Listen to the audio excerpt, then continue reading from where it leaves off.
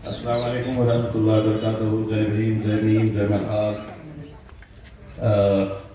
शिवगाव म्हणजे संतांची भूमी, अनेक मंदिरं इथे आहे आणि आता जे आमचे बंधू संतोष काळे साहेबांनी सांगितलं की मी तुमचे हात पडतो, पाय पडतो, हात जोडतो, पाय पडतो। संतोष भाऊ, मी तुमच्या हक्काचा खासदार आहे। ना हात जोडण्याची आवश्यकता आहे, ना पाय पडण्याची आवश्यकता। हक्काने सांगा तुम्हाला काय करायचं। आमदार खासदारांना इतका मोठा करू नये, कोणीही असू द्या। तुम्ही लोक आहे जे मला खासदार केलेले आहेत आणि तुम्ही हक्काने मला सांगू शकता की आमच्या हे काम करायचे आहे।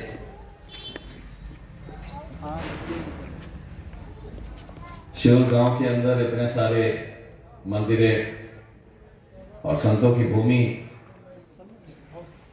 है। यहाँ पर 18 पगड़ जाति के सभी लोग इतने सालों से एक साथ मिलकर, इससे बढ़कर और क्या खूबसूरती की बात हो सकती है इस मुल्क के अंदर कि इतनी भव्य मंदिर यहाँ पर है। तो उसी के पीछे एक बहुत ही अच्छी मस्जिद भी यहाँ पर है। ये हमारे देश, यही हमें ऐसा देश चाहिए। लेकिन बड़े दुर्भाग्य के साथ कहना पड़ता है, जब इलेक्शन आते हैं तो मंदिर को अलग किया जाता है, मस्जिद को अलग किया जाता है, मंदिरों को हिंदुओं के हवाले, मस्जिदों को मुसलमानों के हवाले किया जाता है। जाति धर्म में, मजहब में दीवारें खड़ी की जाती है। किसी को मराठा बनाया जाता है, किसी को धनगर, किसी को मुसलमान, तो किसी को दलित बनाया जाता है। जबकि हकीकत ये है कि चुनाव जब आते हैं तो चुनाव मुद्दों के ऊपर लड़ना चाहिए। और मुद्दे क्या होने चाहिए?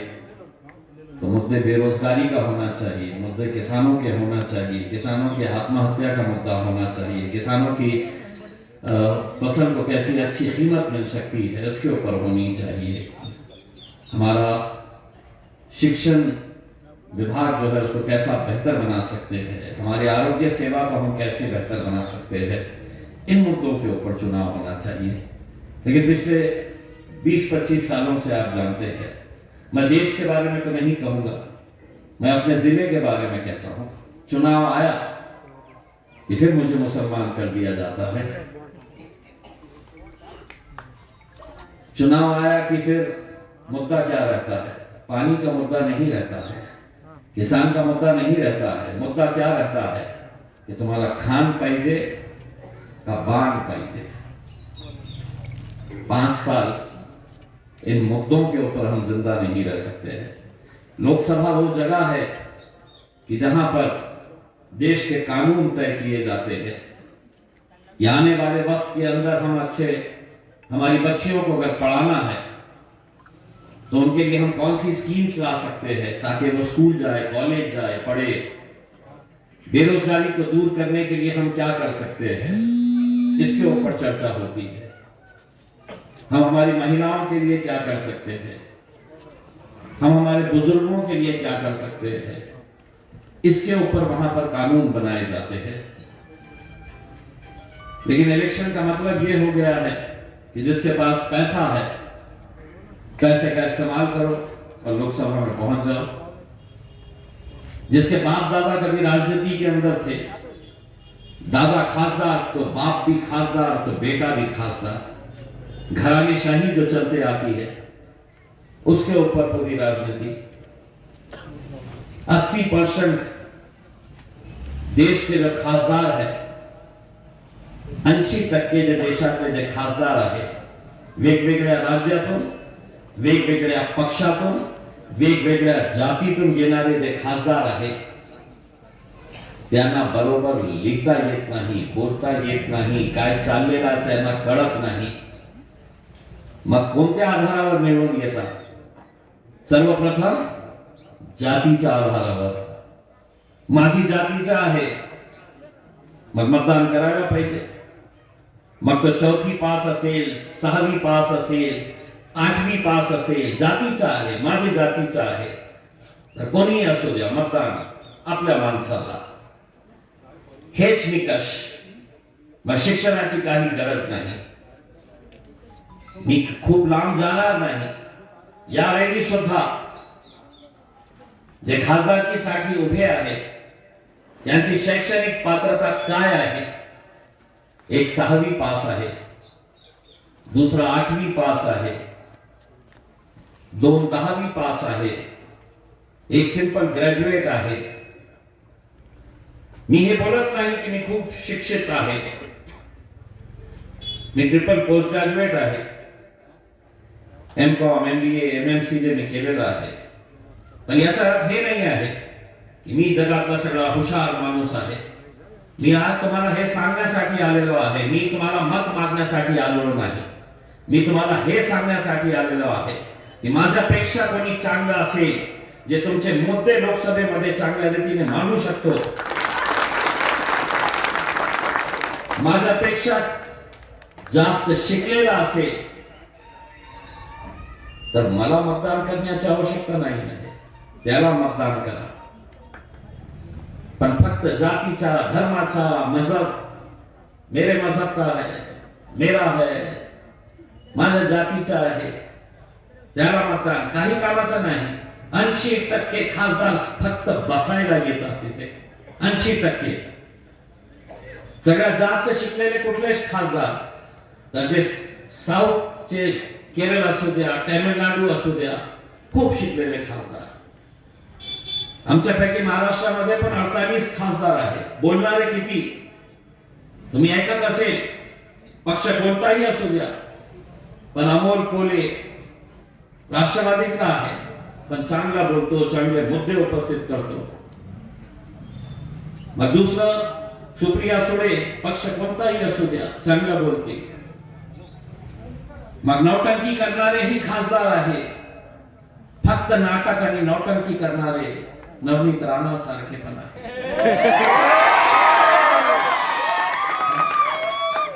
तोंड उघडले, शेतकरी मरत आहे, शेतकरी आत्महत्या करत आहे. मोदी जी, आप कितना अच्छा काम कर रहे हैं देश के लिए, घंटा कर रहे हैं. आप देश को सिर्फ तोड़ने का काम कर रहे हैं. आप देश के अंदर जाति, धर्म और मजहब के अंदर दीवारें खड़े करने का काम कर रहे हैं. आपकी प्राथमिकता क्या होनी चाहिए?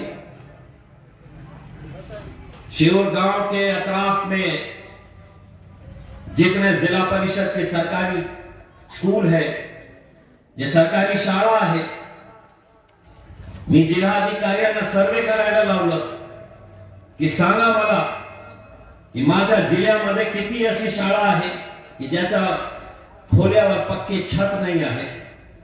आश्चर्य वाटेल आपल्याला. फक्त एका जिल्ह्यामध्ये 3330 वर्ग खोल्या असे आहे, फक्त एक जिल्ह्यामध्ये, की ज्याच्यावर पक्की छत नाही आहे. टीनच्या शेडच्या खाली मुले शिकत आहे. कोण आहे ते मुले? ते शेतकऱ्यांचे मुले आहेत, ते कष्टकऱ्यांचे, कामगारांचे मुले आहेत, तो गोरगरिबांचे मुले आहेत. त्यांना तुम्ही टीनच्या शेडच्या खाली, आणि खासदारांना चांगली बसण्याची व्यवस्था व्हावी. मेंबर ऑफ पार्लियामेंट बहुत आराम से बैठना चाहिए. 8,000 करोड़ रुपए की नई पार्लियामेंट बिल्डिंग बनाई गई.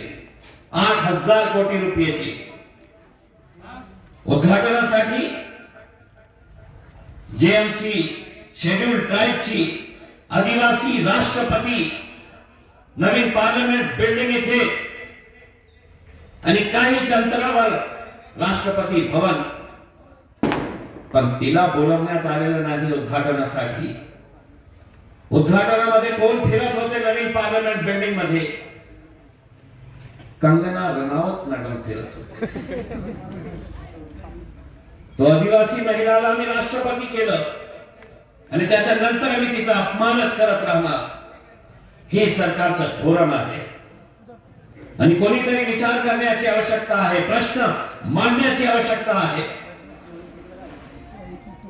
जेव्हा ते म्हणते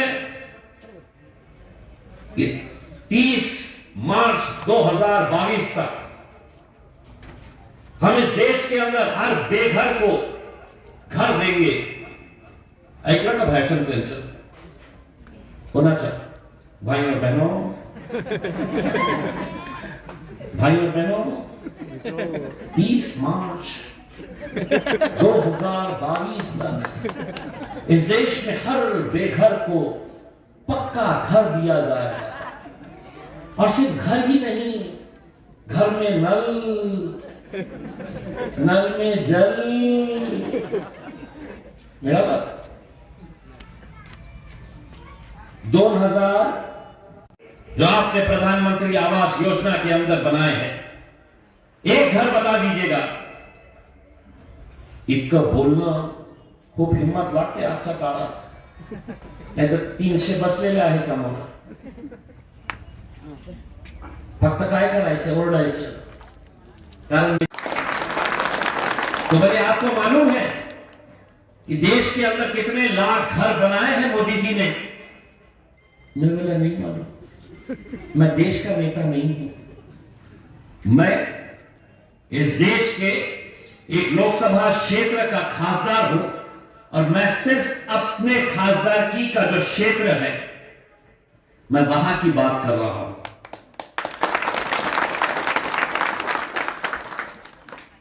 तर असे प्रश्न विचारणारे लोक, तुमची जबाबदारी आहे की त्यांना लोकसभेमध्ये पाठवा। नाहीतर काय आहे, मागच्या किती वर्षापासून आम्ही किती मागे पडलेले आहे, त्याचं कारण काय? कौन कौन उमेदवार आहे? आज इलेक्शन मध्ये उभे राहिलेले जे उमेदवार आहे, एकाचा कारोबार काय आहे? खासदार व्हायचं आहे। त्यांना असं वाटतं की लोकसभेमध्ये गेल्यानंतर चर्चा बिर्चा काही होणार नाही, आपण पत्त्याचं कार्ड घेऊन जाऊ आणि तिथे खेळू, जुगार खेळू, तिथे पैसे लावू।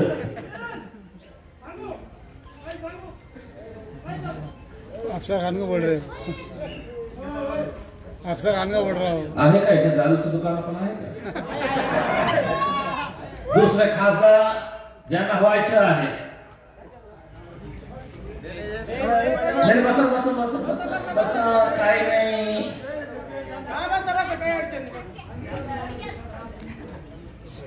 म्हणून तर मी बोलतो ना की दुसरे महाशय टन टन टन टन टन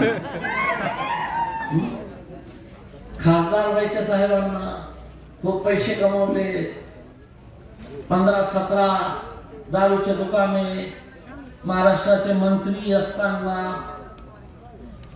विचार करा, खासदार झाले तर गल्ली गल्ली मध्ये रोजगार देणार,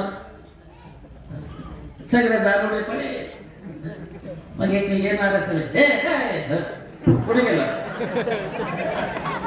कुठे गेला? अरे बंद करा। नौजवानों, ये तुम्हारी जिम्मेदारी है। मैं हंसने के लिए और हंसाने के लिए नहीं कह रहा हूं। ये शराब, ये नशा, ये न जाने कितनी जिंदगियों को बर्बाद कर रहा है। अगर अपने समाज के प्रति आपकी कुछ जिम्मेदारी है, अपने समाज के प्रति यहां आ रहे हैं तो बाबा साहब आंबेडकर जी के, तर फक्त बाबासाहेब आंबेडकरांची जयंती साजरी करण्यासाठी मोठे मोठे स्टेज लावायचे, डीजे लावायचे। एकदा तरी विचार केला की त्या 22 प्रतिज्ञामध्ये एक प्रतिज्ञा हे आहे की आपण नशेपासून दूर राहायला पाहिजे, व्यसनापासून आपण दूर राहायला पाहिजे। कोण विचार करेल याचा? निवडणूक आली, पुन्हा पुन्हा तेच मुद्दे। मी आज काय बोलतो, लेकिन अब बोल रहे हैं कि 400 अब की बात 400 पार। इनके 2 नंबर के जो नेता है अमित शाह साहब, 1.5 महीना पहले आया चुनावी प्रचार की शुरुआत करने के लिए। कुठे आले? माझ्या शहराला। मराठवाडा सांस्कृतिक मंडळ मध्ये मोठी सभा घेतली। मग सभा कशी घेतली? गाड्या पाठवण्यात आले, लोकांना पैसे देण्यात आले की बाबांनो या आणि ऐका। हे तो यहां के खासदार को उखाड़ कर फेंकना है, यहां से कमल को खिलाना है और कमल को दिल्ली भेजना है। यहां कमल खिलाना है, मुझे उखाड़ के फेकना है। ते भाषण झाल्यानंतर बहुतेक पोलिसांनी त्यांच्या कानात, काळे साहेब माझे बंधू यांच्या समाजाला मागच्या किती वर्षापासून कशा त्यांना आरक्षणाशी वंचित ठेवलेला आहे, ते मागायला गेले तर काय करायचं, आम्ही कमिटी एस्टॅब्लिश करतो, ते कमिटी स्टडी करेल, ते कमिटी पाठपुरावा करेल। किती वर्ष झाले, 75 वर्ष झाले ते स्टडीज करत राहिले। गेले की आम्ही एक स्टडी कमिटी तयार करतो। खरं आहे का नाही आहे? इतका मोठा समाज आहे की निवडणूक आली तर गेले मागे कुणाचा पक्षाचा सगळ्यांना प्रतिनिधित्व मिळायला पाहिजे। हे लोकसभा म्हणजे इकडे मुस्लिमांचं प्रतिनिधित्व असायला पाहिजे, मराठ्यांचं असायला पाहिजे, धनगरांचं असायला पाहिजे, ख्रिश्चनचं असायला पाहिजे, जैनचं असायला पाहिजे, सिखांचं असायला पाहिजे। नहीं, तुम्ही आम्हाला फक्त मतदान करा ना। आपका काम क्या है? सिर्फ वोट देते रहना, सिर्फ वोट देते रहना। आपके महल्ले में भी, आपके गलियों में भी आएंगे वोट मांगने के लिए, उनसे एक सवाल करना, क्या वजह है कि 48 लोकसभा की सीटों के अंदर किसी भी पार्टी को एक मुसलमान नजर नहीं आता है कि हम तुमको टिकट दे रहे हैं करके। एक नहीं आ रहा है। क्यों नहीं आ रहा है? क्योंकि हम गुलामी की जिंदगी जी रहे हैं। हमारे नेताओं के अंदर तलवे चाटने की आदत हो गई है, गुलामगिरी करने की आदत हो गई है। उन्हें लगता है कि मेरा नेता अगर कोई होगा तो राहुल गांधी होगा, मेरा नेता शरद पवार होगा, मेरा नेता उद्धव ठाकरे होगा, मेरा नेता एकनाथ शिंदे या देवेंद्र फडणवीस होगा। तलवे चाट कर अपनी दुकानें चलाते रहे। बहुत साल तुमने हमें नचाया है, इतने साल तक तुम दूल्हे बनकर घोड़ी पर बैठते थे। अब वक्त आया है कि हम भी दूल्हे बनेंगे और घोड़ी के ऊपर भी हम ही चढ़ने वाले हैं। और तुम्हें क्या कराएंगे? ठुमके लगवाएंगे हम तुम्हें। अगर तुम ये समझ रहे हैं कि हर 5 साल के बाद आएंगे, भोली भाली जनता को बेवकूफ बनाएंगे, इस इलाके के किसी बड़े गुंडे मवाली को पकड़ेंगे, पैसा देंगे और कहेंगे कि इनके वोटों को बांटो, इनके वोटों को काटो, इनके वोटों को तकसीम करो। हर शहर के अंदर यही होता आया है। हर शहर के अंदर 20 साल के शिवसेना के खासदार को जब हराया था इम्तियाज जलील ने, तो कोई बड़ी बात नहीं की थी। मैंने कहा था एक बार एक ताकत बनकर खड़े तो रहो, एक धक्का लगाओ तो सही। ऐसा धक्का लगाए खासदार झालं। 48 सीट महाराष्ट्रातली, कोण कुठे जिंकलं, कोण पराभव झालं याची चर्चाच नाही होती। हे औरंगाबाद मधून कशा जिंकलं या माणसाने, याची चर्चा त्या दिवस होती। आता पुन्हा सांगतो,